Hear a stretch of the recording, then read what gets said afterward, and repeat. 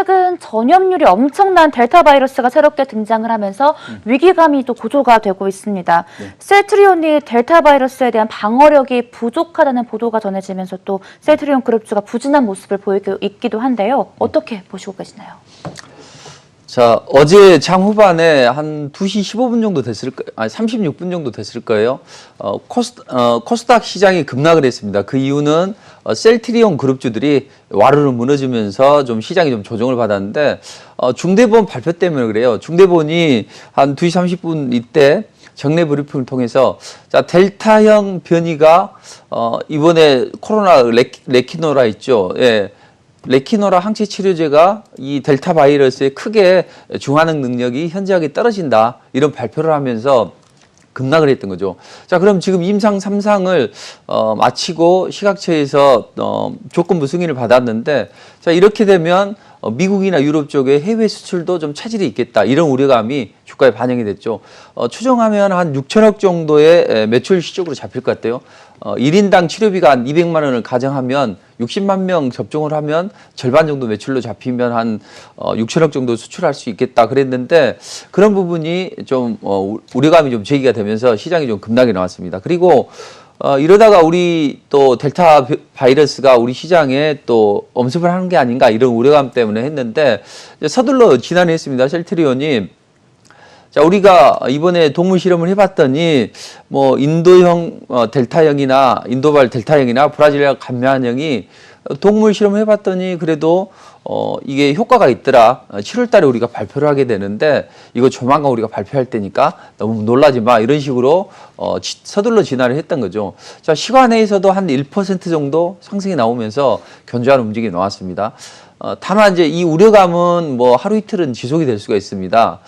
그렇지만 우리 시장을 흔드는, 근간을 흔드는 흐름은 아닐 것이다. 이렇게 보시고, 그렇다면 우리는 이 시장이 급락을 해서 특히 바이오주들의 움직임이 좋지 않은데, 그런 와중에도 또 올라가는 종목이 있고, 또 그로 인해서 유망한 섹터가 또 새롭게 형성이 된다는 거죠. 그래서 우리는 어떤 사건이 벌어졌을 때 이 사건이 우리 주식시장에 어떻게 도움이 될 것인가, 이제 그쪽을 집중 분석을 해야 되는데, 자, 그럼 우리가 이 델타 바이러스에 대해서 좀 짚고 넘어가 볼 필요는 있겠습니다. 왜냐하면 앞으로 가을이 되고 또 앞으로 1, 2년간은 이 변이 바이러스가 우리를 괴롭힐 것이다. 이런 이야기를 하고 있기 때문에 우리가 이 부분을 좀 적극적으로 좀 살펴볼 필요가 있는데, 최근에 뭐 감염 속도는 좀 빨라지고 또 강력해지고 있습니다. 변이 바이러스가. 자, 그러면서 전 세계로 퍼져나갈 태세입니다. 최근에 박영모범국, 뭐 이스라엘 같은 경우에는 7월 달부터 개방을 한다고 했는데 이걸 8월 달로 지연을 했거든요. 자, 그 이유가 바로 변이 바이러스 때문에 그랬습니다. 그래서 인도나 미국, 중국 등 11개국에서 델타 변이 바이러스까지 나오게 되는데, 국내도 상용할 수 있는 그런 위험성이 있습니다. 자, 그럼 왜 우리가 백신을 맞고 잘 방역을 지켰는데도 불구하고 이 변이 바이러스가 생기는가, 이 기전을 먼저 따져볼 필요가 있어요. 자, 바이러스는 스스로 대사장애고 못합니다. 그래서 동물이나 식물의 숙주로 활용을 하는데, 자, 그 과정에서 이 숙지 환경에 맞춰서 자신의 어떤 유전물질을 끊임없이 복제하고 증식을 하게 됩니다. 그렇게 되면 그 시간이 누적이 되면 어쩔 수 없이 돌연변이는 형성이 되고 또 오류가 발생할 수밖에 없겠죠. 자, 그러면서 여러 가지 변이 바이러스가 나오게 됐습니다. 근데 이 변이 바이러스에 대해서 예전에는 뭐 영국 변이 또는 뭐 인도 변이 이렇게 표현을 했는데, 가만히 봤더니 인종차별도 요즘에 문제가 되는데, 특정 국가를 이렇게 차별하게 되면 문제가 있겠다 해서 WHO가 특정 명칭을 지정을 했습니다. 근데 영국발은 알파, 남아공은 베타, 또 브라질은 감마, 인도발은 델타인데, 여기에다 최근에는 인도발 델타 플러스 또 변이 바이러스가 또 이야기가 되고 있죠. 자, 그러면서 이 변이 바이러스가 다종으로 지금 나타나고 있는데 조금 더 자세하게 분석해 볼 필요는 있어요. 약간씩 변이 바이러스마다 특징이 좀 다릅니다. 자, 알파 변이 같은 경우에는 스파이크 단백질 구성 물질인 아미노산의 돌연 변이가 발생하는 거예요. 그리고 베타나 감마 변이 같은 경우에는 스파이크 단백질하고 수행체하고 이 부분에서 변이가 발생을 해서 얘가 뭐 인체에서 중화 항체가 형성이 됐는데 이것을 슬쩍슬쩍 피해가면서 인체를 괴롭힌다는 이야기죠. 그리고 더 갈수록 또 진화하는데 델타 변이 같은 경우에는 스파이크 돌기가 2개입니다. 우리 보통 보면은 이 코로나 바이러스가 있으면 스파이크 돌기가 하나 있는데 이게 2개로 형성이 된 거죠. 그럼 이 인체 내에서는 중화항체가 형성이 된다 하더라도 하나만 기록을 하는 거죠. 기억을 하는데 2개가 달린 것을 보면 뿔이 2개 달렸네? 이것은 코로나가 아니야. 이렇게 인식을 하면서 이걸 공격을 못 한다는 거죠. 그것 때문에 한 60%가 알파 변이에 대비해서 좀 강해졌다 이렇게 보시면 되고, 이제 문제는 델타 플러스인데 델타 플러스는 델타 변이 플러스 이제 감마 변이까지 추가가 됩니다. 그러면 백신 회피 능력은 엄청나게 뛰어나겠죠. 그리고 이게 폐세포에 달라붙어서 우리가 만약에 감염자가 호흡을 하게 되면 이 훨씬 전파력이 좀 높게 됩니다. 그래서 더 많은 바이러스를 내뿜기 때문에 이 문제가 된다. 그럼 이 각 변이 바이러스별로 해서 백신이 있는데 백신이 그래도 어떤 게 가장 적합하게 좀 변이 바이러스를 잡을 수 있냐 이렇게 보시면 이 화이자 같은 경우에는 초기 유행한 것은 91%인데 알파형이나 베타형이나 우수한 성적을 내고 있죠. 뭐 90%, 75%. 그리고 가장 문제가 되는 델타형은 87.9%로 뭐 모더나는 아예 결과가 나오지는 않고 아스트라제네카가 한 60% 정도 되는데 이거보다는 훨씬 더 뛰어나다는 거죠. 자, 그럼 모더나는 mRNA 백신 중에서 가장 좋다고 생각을 했는데 아직 변이 바이러스에 대해서는 아직 정확한 통계가 나와 있지도 않고, 그래서 화이자가 가장 요즘에 좀 각광을 받고 있고 또 아스트라제네카나 이런 쪽에서 교차 접종을 한다면 이 변이 바이러스를 그래도 잡지 않을까 이제 이런 이야기가 나오고 있는데, 아무튼 이렇게 각 이 백신이 변이 바이러스에 대해서는 아직까지는 중요한 효과를 나타내지 못하고 있다. 그럼 우리나라는 지금 각 변이 바이러스가 얼마만큼 들어와 있냐 보면 영국 알파형은 지금 많이 들어와 있습니다. 발견이 되는데 베타형이나 이건 조금 되어 있고 감마형은 그 미미해요. 그런데 특히 그 델타 인도형이 최근에 좀 급증을 하고 있습니다. 다만 우리는 가장 문제가 되는 델타 플러스는 아직까지는 우리 국내에 상륙하지는 않은 걸로 보여집니다. 그렇다면 우리는 여기서 어떤 투자 전략을 가져가야 되느냐. 이 변이 바이러스는 어쩔 수 없이 바이러스가 숙주를 활용을 해서 번식을 하기 때문에 이건 계속 나타날 수밖에 없다. 그래서 학계에서는 앞으로 2년 정도는 이 변이 바이러스가 우리를 괴롭힐 것이다. 이런 얘기를 하고 있거든요. 우리는 앞으로 이런 흐름을 감안하면 투자 전략 어떻게 짜가야 되느냐. 역시 변이 바이러스를 잡으려면은 진단키트의 도움을 많이 받아야 되겠죠. 그래서 각 진단키트 업체들이 이 변이 바이러스에 민감하게 반응하는 진단키트를 서둘러 지금 나서고 있습니다.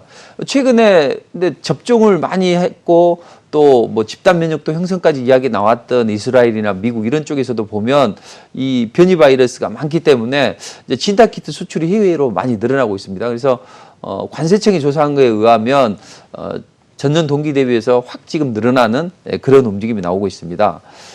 자, 그럼 우리는 그 중에서 이제 어떤 종목을 좀 잘 분석을 해야 되느냐 이게 문제인데, 일단 최근에 인도 델타 바이러스가 상당히 좀 전염력이 강합니다. 그래서 여기에서 민감하게 반응을 하는 그 업체들이 있다고요. 뭐 서둘러 지금 출시를 하고 있는데 일부는 FDA 승인을 받아서 뭐 해외에 수출하기도 하고 또 아니면 일부는 뭐 준비를 하고 있는데 진단키트 관련주들이 몇 종목이 있어요. 그래서 대부분 다 좋은 게 아니라 방금 말씀드렸던 변이 바이러스에 민감하게 반응을 하고 또 정확하게 진단할 수 있는 그런 진단키트 관련주들이 움직임이 좋겠죠. 그래서 이 부분은 뭐 한 종목 한 종목 제가 뜯어보면서 자, 이 종목은 어떤 변이 바이러스에 좀 도움이 되고 또 지금 이것은 뭐 미국의 승인을 받았고 뭐 승인을 신청 중이고 그런 종목들이 많이 있다고요. 그렇다면 이걸 뭐 시간 관계상 한 종목 한 종목 다 뜯어볼 수는 없지만 그래도 이걸 잘 분석을 해서 전략을 짠다면 단기간에 뭐 급등이 나올 수가 있습니다. 그래서 이 부분은 진단키트 관련주들은 선별적인 투자의 전략은 제가 무료 공개 방송에서 종목을 잘 분석을 하고 또 차트 분석을 통해서도 상승 초기의 종목을 발굴해 드리도록 할게요. 주식이라는 것은 항상 가장 담보된 방법은 뭐냐면 상승 초기 종목을 발굴해서 시세의 끝자락까지 어느 정도 끌고 가는 게 좋거든요. 근데 대부분의 투자자들이 어떤 재료가 떴다 그러면 그 종목을 쫓아간다고요. 시세가 형성이 되면. 물론 이해는 합니다. 상승 초기에 발굴할 수 있는 능력이 없기 때문에 그런 건 인정을 하지만 그래도 항상 이슈와 재료를 머금는 종목 중에서 이제 상승을 시작하는 종목을 공략한다면 절대 물릴 일이 없어요. 그러니까 반드시 상승 초기의 종목만 공략한다. 이렇게 생각을 하시면 되고. 자, 그럼 이번에는 진단키트 관련주들 좋아. 송관용 대표가 파트너가 이걸 이야기를 하니 이제 관심을 가졌어. 또 다른 쪽이 없겠나. 분명히 코스닥 시장이 하루 이틀은 좀 쉬어가는 움직임이 나올 텐데 어떤 종목에 또 관심을 가져봐야 되냐 이렇게 보시면 토종 치료제들도 관심을 가져봐야 됩니다. 남의 불행은 나의 행복. 물론 뭐 그게 좋은 건 아닙니다만 최근에 셀트리온 레키노라가 항체 능력이 상당히 좀 떨어진다. 그렇다면 반사이익을 얻을 수 있는 업체가 우리가 있다는 이야기죠. 자, 토종 치료제를 만드는 업체들이 최근에 괄목할 만한 성과를 지금 만들어내고 있습니다. 자, 임상 2상을 투약을 해서 완료를 했는데 뭐 3분기에 조건부 승인을 얻는다는 업체도 있고 또 흡입형 코로나, 먹는 코로나 치료제도 있지만 또 흡입형 코로나 치료제도 있습니다. 자, 흡입형 코로나 치료제 했는데 야, 진짜 도움이 돼. 우리가 겨울 독감 대비하기 위해서 독감 주사를 맞는데 여기에다 맞는 것도 있지만 코로 흡입하는 것도 있습니다. 근데 얼마 전까지는 저는 코로 흡입하는 걸 맞았었는데 최근에 뭐 물량이 달려서 작년에는 그냥 여기 피하의 주사를 맞았는데 상당히 편하고 좋다는 이야기죠. 자, 그럼 흡입형 코로나 치료제도 있습니다. 자, 이런 부분이 변이 바이러스에 도움이 되고 적어도 도움이 되지 않는다고 하더라도 토종 치료제들도 선별적으로 접근한다면 제가 보기에는 상승 초기 아주 좋은 종목들이 한두 종목 있다고요. 그런 종목을 잘 공략을 한다면 어려운 시장에서도 좋은 결과를 낼 수 있다. 그래서 제가 이따 무료 공개 방송을 통해서 이 종목도 말씀을 드리도록 하겠습니다. 자, 우리는 항상 너무 점잖게 주식을 합니다. 자, 삼성전자, SK하이닉스 뭐 이런 종목을 투자하면 투자하는 것 같아요.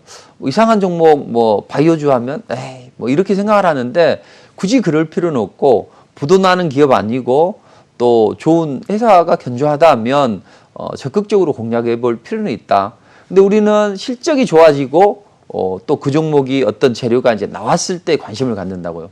자, 그렇게 하면 절대적으로 저들의 희생양이 될 수밖에 없는 거죠. 오히려 주식이라는 거 기대감을 갖고 가거든요. 그러니까 어떤 기대감이 있다면 이 종목을 좋은 상승 초기라면 저들이 날리기 전에 공략을 하는 게 계좌에 이롭다 이렇게 생각을 하시고, 자, 그럼 방금 진단키트 관련주 말씀드렸죠.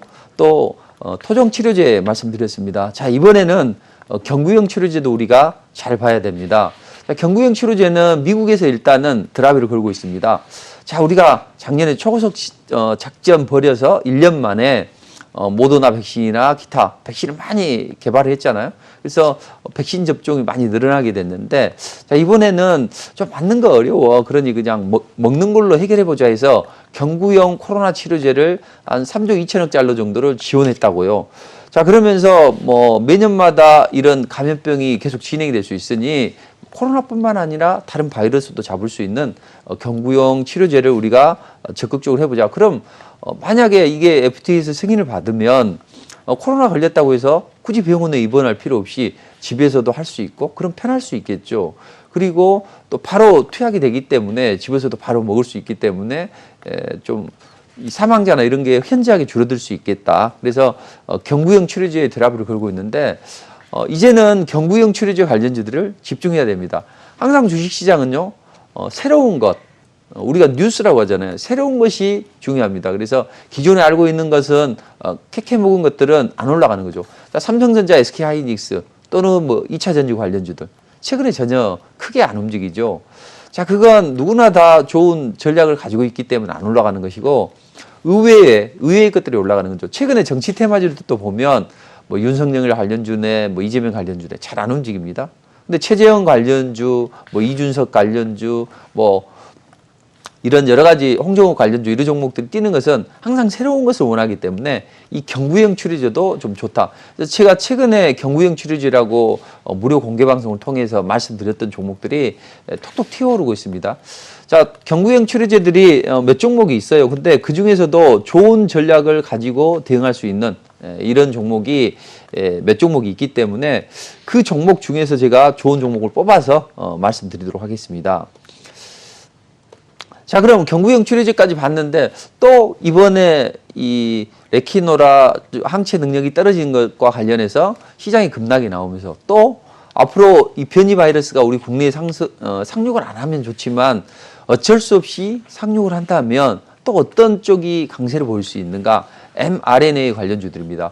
최근에 mRNA 관련주들이 올라갈 수 있었던 것은 야, 각각 흩어져 있는 각각의 이 부서마다 이게 통합이 안 됐다 그래서 딱 한 곳으로 모아 해서 딱 통합을 하고 야, 내년도 예산도 편성해 해서 mRNA 쪽에 정부에서 드라이브를 걸고 있습니다.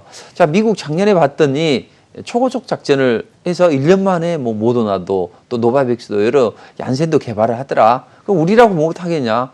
K바이오 뭐 대단한데 이런 입장을 보이면서 적극적으로 해줬고 이번에 진원생명과학이 단기간에 뭐 더블 시세 가까이 좀 급등을 하고 있죠. 그 이유는 국채까지 선정이 됐고 또 원료 의약품을 잘 생산할 수 있는 그런 캐파를 가지고 있다고요. 그것 때문에 상한가를 기록하고 급등이 나왔었는데 앞으로 이런 종목들이 mRNA 관련주 중에서도 나올 수 있다는 거죠. 자, 어제 장 후반에도 꿈틀했던 종목도 있었습니다. 자, 최근에 가장 문제가 되는 게 뭐예요?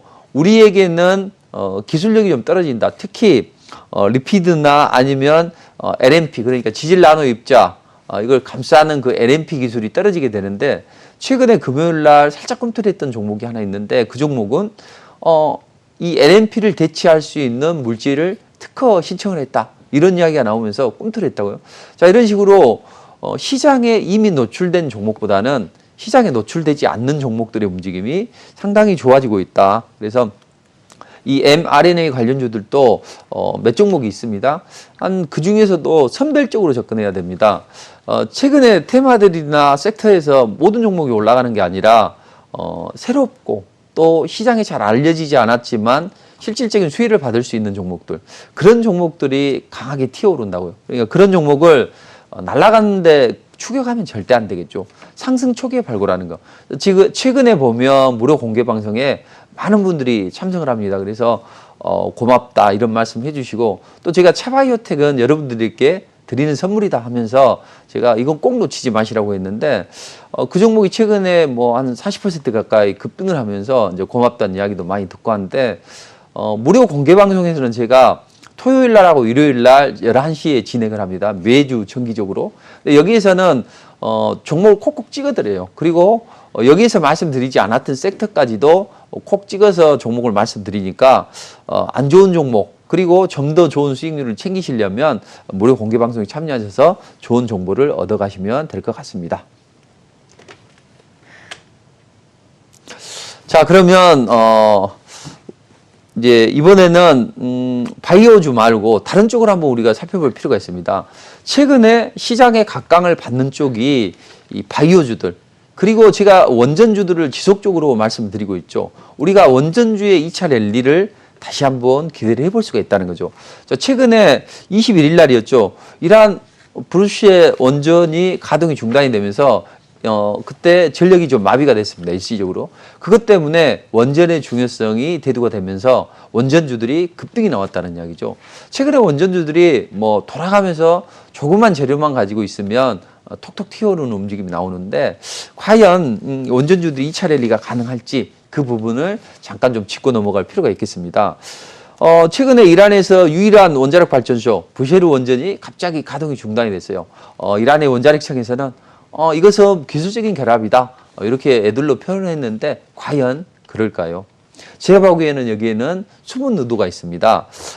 이란이 지금 원전이 지금 뭐 IAEA 핵사찰을 받기도 하겠지만 어쨌든 지금 가동이 잘 진행이 되고 있는데 최근에 문제가 좀 많이 발생을 하고 있습니다.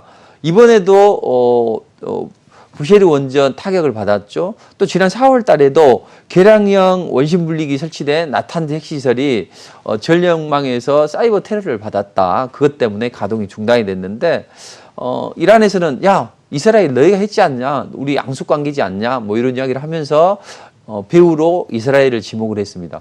근데 최근에 이 공격이 잦아졌어요. 과거에 뭐 2000년도에 초반에는 또 공격이 좀 많아졌었는데 최근에 이런 공격이 많아졌다는 거죠. 왜 그럴까요? 바로 이란의 핵 합의 때문에 그렇습니다. 이란의 핵 합의가 진행이 되고 있어요. 근데 최근에 이란의 대통령이 라이시가 뭐 보수 강경파인데 이 사람이 대통령이 당선이 됐습니다.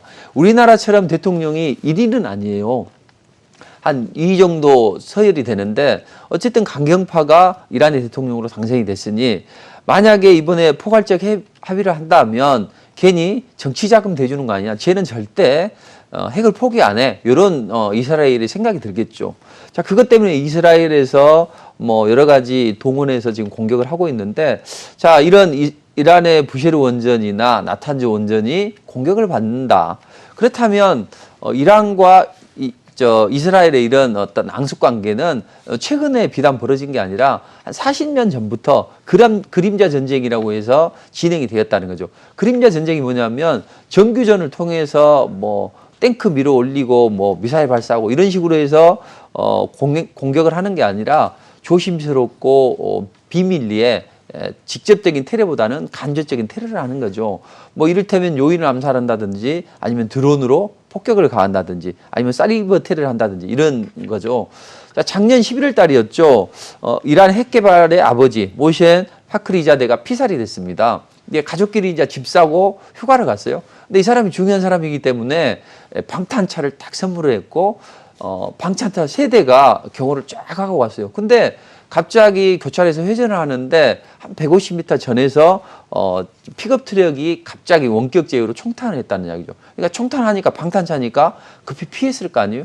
딱 피했더니 갑자기 다른 쪽에서 막 총알이 난사가 되면서 3분 만에 아주 그냥 사망을 하게 됐습니다. 총독 공격을 받아서. 자, 이런 식으로 보면 상당히 지능화됐고 고도화된 이런 이란과 이스라엘의 공격이 계속이 됐는데 자, 과거에 보면 꼭 이스라엘만 이란을 공격하는 게 아니라 미국도 보이지 않게 공격을 합니다. 참 미국 젠틀맨들이잖아요. 그렇지만 자기들의 그걸 위해서는 상당히 배후에서 좀 안 좋은 일도 좀 하고 있습니다. 뭐 이란 입장에서는 안 좋은 일이고 뭐 자유진영에서 보면 뭐 정당한 거죠. 어쨌든 미국이 이제 이스라엘에서 이제 야, 우리가 이란의 핵시설을 우리가 공격을 좀 해봐야 되는데 직접 가서 타격하면 국제사회 비난을 받으니 우리가 여러 가지 뭐 원 바이러스를 이용해서 한번 우리가 퇴치를 해보자 해서 부시 때 이제 공격을 하게 됐다고. 그게 바로 이름하여 올림픽 게임입니다. 그러니까 이란의 나탄즈 우라늄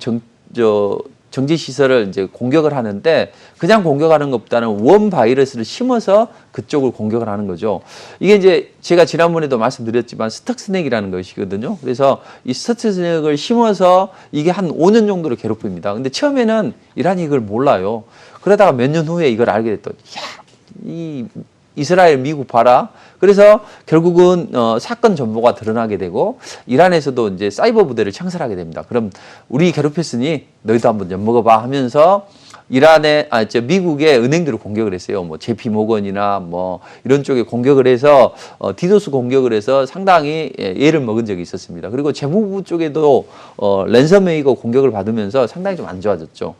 자, 그런데 아이러니하게도 보면 지금 이란도 사이버 부대를 창설해서 공격을 받았지만 가장 많이 스톡스넥에 감염된 나라가 이입니다. 여기 보시면 지멘스 산업자동화 소프트웨어를 쓰는 인터넷 호스트에서 스톡스넥에 감염을 받은 쪽이 가장 어느 나라가 많냐 그러면 이란이 압도적으로 많죠. 이게 바로 미국과 이스라엘 뭐 추정이 됩니다.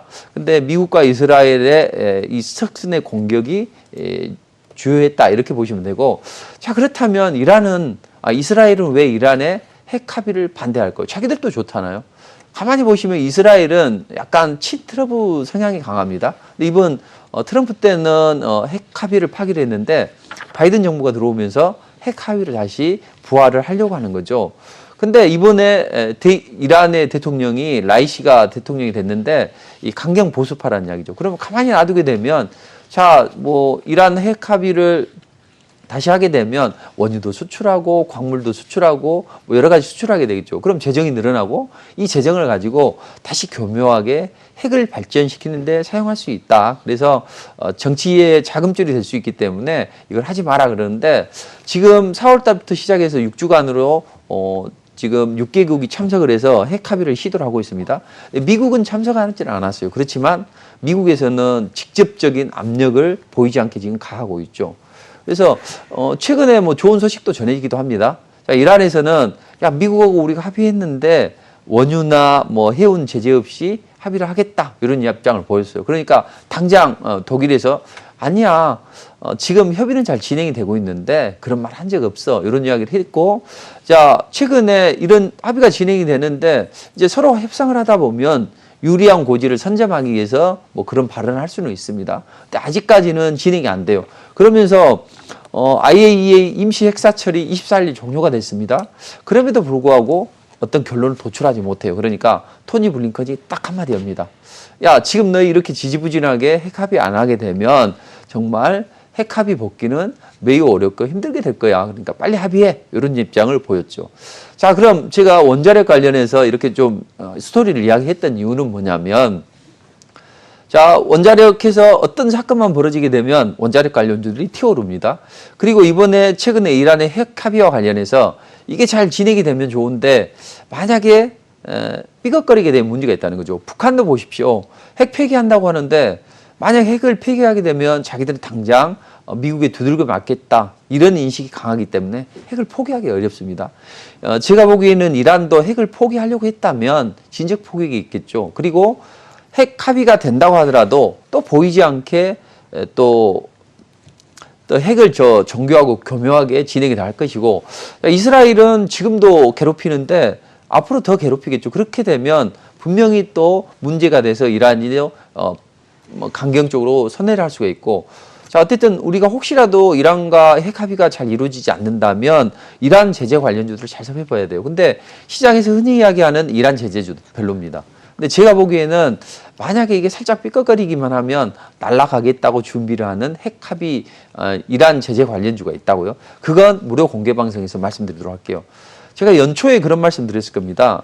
그 마이너스 40달러까지 WTI가 떨어질 때 자, 분명히 미국은 중국을 압박하기 위해서 원유를 가장 많이 사용하는 나라이기 때문에 고유가 정책을 펼칠 것이다. 그래서 고유가 정책을 펼치게 되면 중소형 서구 판매들 업체들이 강해진다. 그런 말씀 드렸죠. 근데 그런 종목들이 뭐 100% 이상 상승을 했다고요. 그러니까 이런 전략을 가지고 잘 대응한다면 좋은 결과를 마련할 수 있습니다. 뭐 이란의 대이란 제재는 여러 가지가 있어요. 뭐 이란산 철강이나 알루미늄, 구리 이런 산업용 금속을 수출하는 제재를 하는 방법도 있고 뭐 원유 수출도 제한하는 방법도 있고 한데 어쨌든 이런 이란 관련주들의 움직임을 잘 보시고 제가 조금 길어져도 PD님은 이걸 좀 이어주시면 좋을 것 같아요. 왜냐하면 아주 중요한 흐름이 나오기 때문에 한 몇 분만 조금 더 길게 이어갔으면 좋겠습니다. 자, 그럼 이제 원자력 관련주의 움직임을 조금 다 살펴볼 필요가 있어요. 방금 이란의 어떤 핵시설이 공격을 받으면서 원자력 관련주들이 움직였다는 이야기죠. 그럼 원전 관련주들이 움직일 수밖에 없었던 이유는 제가 말씀드렸죠. 자, 우리가 후쿠시마 원전 폭발할 때 그때부터 시작을 해서 탈원전을 이야기를 했었고 미국이나 중국이나 우리나라나 일본이나 그런 부분이 있었는데 최근에 다시 원자력을 육성을 하려고 하죠. 왜냐하면 풍력이나 태양광 가지고는 기초 인프라를 돌릴 수가 없다고요. 그래서 최근에 원전 육성법을 통과해서 원자력 발전에 비전을 제시하고 있는데 이것보다는 더 중요한 게 대중국 압박 전략입니다. 중국이 러시아와 같이 마술을 펼쳐서 중동, 아프리카, 유럽 못 사는 나라들에게 원전을 지어준다는 명목하에 핵을 줄 수 있는 우려감이 있죠. 자, 미국은 이걸 자시할 수 없는 거죠. 그래서 제가 지난번에 가장 한미 정상회담 때 가장 첫 번째 제가 보셔야 된다고 말씀드렸던 게 원자력 관련주들이었습니다. 그래서 원전 관련주들이 그때 급등이 나왔었죠. 왜? 뭐 중국이 마술을 펼쳐서 사우디에 핵시설을 지어주려고 하고 그걸 미 정보당국이 감찰을 해서 이걸 제어하기 위해서 한국과 손을 잡고 사우디에 우리가 원자력 위험성이 없는 소형 모듈원전을 지어주자 이런 이야기를 하면서 1차로 랠리가 나왔다는 거죠. 그리고 2차 랠리는 최근에 체코에서 우리 한수원 본사에 방문해서 서로 업체 간의 비밀리 회동을 통해서 원자력을 좀 수주해 보자, 이 기대감 때문에 상승이 나왔습니다. 근데 원래 체코 원전 수주에는 5나라가 참석을 했어요. 근데 가장 우리의 경쟁자가 중국 핵전 집단공사, 그리고 러시아의 로사톰이 우리의 강력한 경쟁사였는데 얘네들이 둘이 배제를 된 거예요. 왜 배제가 됐을까요? 원래는 우리가 손잡고 한미가 같이 체코 원전 수주해보고 또 러시아, 사우디 원전 수주해보자 이랬었는데 갑자기 체코에서 야, 너희 둘이 같이 들어오면 가격이 높아지지 않냐. 그러니까 경쟁 입찰해. 이런 이야기를 한 거죠. 그럼 경쟁 입찰하면 잘못하면 중국이나 러시아가 될 수 있겠네. 그러면 야, 얘네들 배제해보자 해서 중국을 배제를 했는데 중국은 야, 우리가 너희들 이 우크라이나 크림반도 합병하는 것처럼 러시아가 너희 괴롭힐 수 있어. 근데 너희들 지금 우리에게 미군 주둔해 주라고 하지 않냐? 그러니까 주둔해 줄 테니까 뭐 중국 제외시켜. 그리고 러시아는 또 똑같은 이유로 하면 안 되니, 야, 지난 2014년도에 우리가 하약 창고 폭발 사고가 있었는데 여기 러시아 정찰 총국이 관여돼 있지 않냐?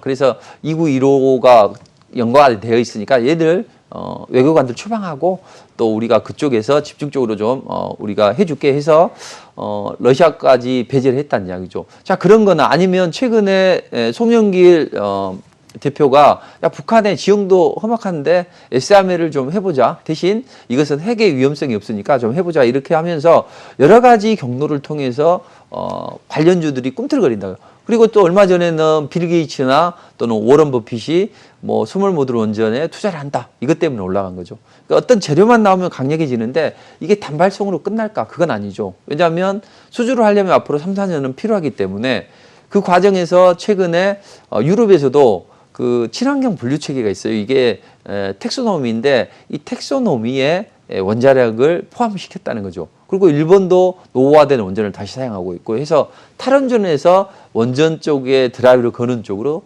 하기 때문에 원자력은 관련주로 움직이는데 다음 주 한 수요일 정도가 아주 중요한 변곡점이 될 겁니다.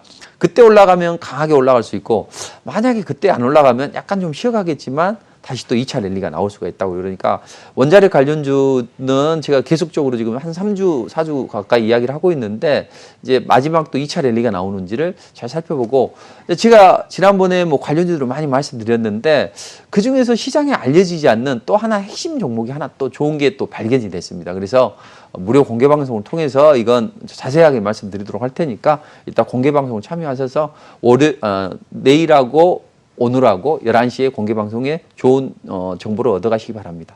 네, 원전주에 대한 전망까지 아주 세세하게 짚어주셨습니다. 그렇다면 마지막으로 이번 주 투자 전략 그리고 다음 주 전망까지 짚어주세요. 네.